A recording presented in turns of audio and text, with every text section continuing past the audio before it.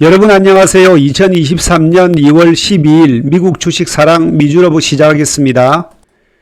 주가 상승 기대감, 포모 증후군, 그리고 탐욕, 다시 실망, 또다시 하락과 저점 매수 기회.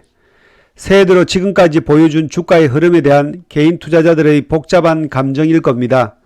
오늘은 제가 미국 나스닥 100을 추종하는 3배 레버리지 ETF TQQQ에 투자하는 이유와 실제 투자 내용에 대한 저의 생각을 최근 주가의 흐름과 연계해서 주가 차트를 가지고 간단히 말씀 나누겠습니다.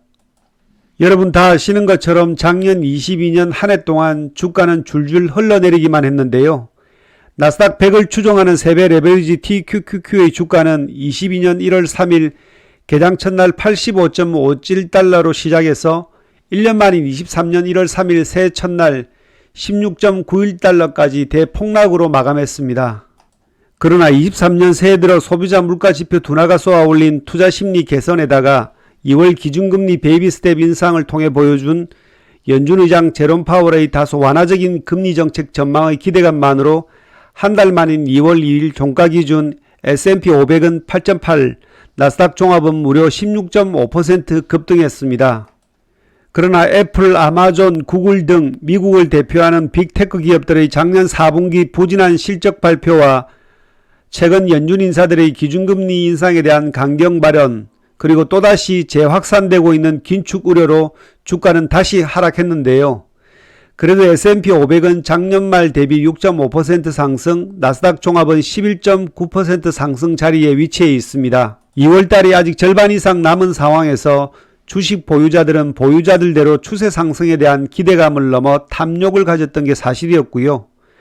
주가가 조금 더 하락해 주길 바라면서 저점 매수만을 기다리던 투자자들은 혹시나 연초에 느닷없는 상승에서 나만 소외되는 거 아닌가 라는 포모 증후군도 느꼈을 거고요. 그리고 나스닥 기준 12,200선 부근에서 전량이든 부분이든 매도하신 분들은 자신들의 선택이 옳았다고 생각하고 다시 매수 타이밍을 보고 있을 겁니다. 저는 목표하는 매수 물량이 아직 충분하지 않아서 솔직히 상승보다는 1분기까지 좀 더 하락해 주길 바랬습니다. 제가 미국 주식에 투자하는 이유는 미국 주식의 역사 때문이고 레버리지 투자를 하는 이유는 지금 저가 매수 변동성 투자가 가능한 구간이기 때문입니다. 첫 번째 미국 주식 투자 이유는 가장 심플한데요. 미국 주식시장은 전 세계 많은 투자자산들 중에서 인플레이션을 이겨내는 가장 강력한 기계라는 믿음이 있기 때문이고요. 200년의 미국 주식 역사가 여전히 그것을 숫자로 증명해내고 있습니다. 두 번째 미국 주식에 투자하는 이유는 지금이 수익을 내기에 주가는 적당하게 싸다고 생각하기 때문인데요.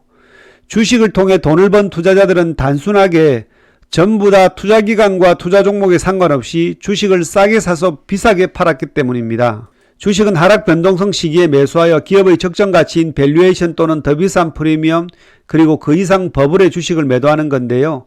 작년 가을부터 기술주 중심의 나스닥에 그것도 변동성이 큰 레버리지 ETF에 투자하는 이유는 주가 하락 변동성을 이용한 투자에 가장 적합한 구간이 되었다는 확실한 판단이 있기 때문입니다. 주가는 밸류에이션과 변동성의 끝없는 싸움을 통해서 우상향하는 가장 인플레이션이 심한 자산이죠.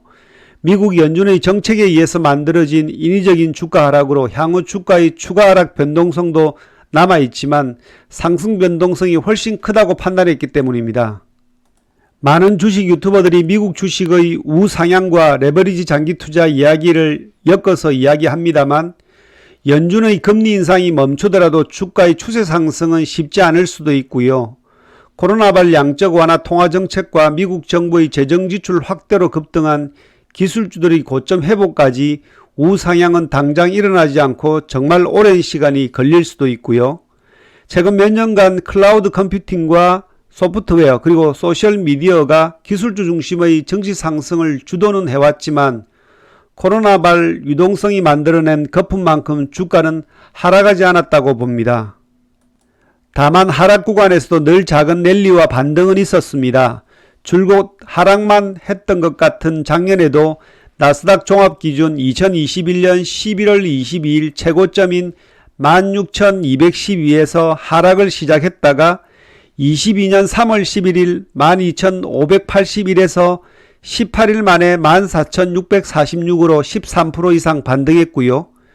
6월 16일 1600에서 딱 2달 만에 13181로 24%의 랠리를 펼쳤고, 올해 들어서도 1월 2일 1200이던 주가는 딱 한 달 만에 12269로 16.5%의 랠리를 보였습니다. 만약 이 정도의 반등과 랠리를 나스닥 100 추종 3배 레버리지에 투자하고 있었거나 반도체와 연계된 SOXL 또 다른 기술주 3배 레버리지인 불즈에 변동성 투자를 했다면 수익률은 엄청났을 겁니다. 저도 작년 11월 13일 저점 이후 현재까지 3번의 3천만원 정도 수익 실현의 기회가 있었지만 주가의 방향성을 알 수 없기에 매도하지 않았고요. 오히려 매수를 더 늘려왔습니다. 지금도 전 수익 구간이지만 지난 영상에서 밝혔듯이 저는 TQQQ 최고점 91불은 꿈꾸지도 않고요. 22년 3월 고점인 60불 때도 욕심내지 않습니다. 그러나 인플레이션 압력으로 긴축금리 인상이 한창이던 시기에 펼쳤던 작년 8월 40불 때까지의 변동성은 충분히 기다릴 수 있는 짧은 기간이고 지금 주가도 여전히 매력적이라고 생각하기에 공격적인 투자 포트폴리오를 유지할 생각입니다. 저는 3가지 형태의 투자구역을 설정하여 TQQQ를 운용할 계획인데요. 40불 때까지는 지금처럼 공격적인 레버리지 투자 70%와 현금 30%를 유지할 거고요. 40불에서 60불까지는 중립적인 장기 투자 지역으로 설정하고 S&P 500과 나스닥 1배수 ETF와 월간 현금 창출이 가능한 배당주로 50대 50으로 운용하고요. 60불이 넘어가면 보수적인 방어 형태의 수비 투자로 S&P 500과 나스닥 1배수 ETF 장기 투자 30%와 배당 투자 70%로 안정적인 미국 주식 장기 투자 운용을 해 나갈 생각입니다. 미국 연준과 헤지펀드들 그리고 기업 CEO들 간의 연착륙과 경착륙의 견해는 있지만 2023년 미국 경기 침체는 모두 인정하는 상황이지 않습니까? 연초 이후 예상치 못한 주가의 단기 급등 후 다시 불거진 비관론도 역시 단기에 그칠 가능성이 많다고 생각합니다. 매일 쏟아져 나오는 경제지표들과 우리가 컨트롤할 수 없는 매크로 환경에 일희일비하지 마시고요. 주가의 방향성을 예측하기보다는 아직 하락 변동성의 위험이 완전히 사라지지 않았다는 전제를 가지고 자신만이 컨트롤할 수 있는 대응의 시나리오대로 투자해 나가야 된다고 생각합니다. 지금도 여전히 기회의 구간이고요. 오늘은 여기까지 하겠습니다. 영상이 도움되셨다면 구독, 좋아요 부탁드립니다. 여러분들의 장기 투자 문화를 응원합니다. 감사합니다.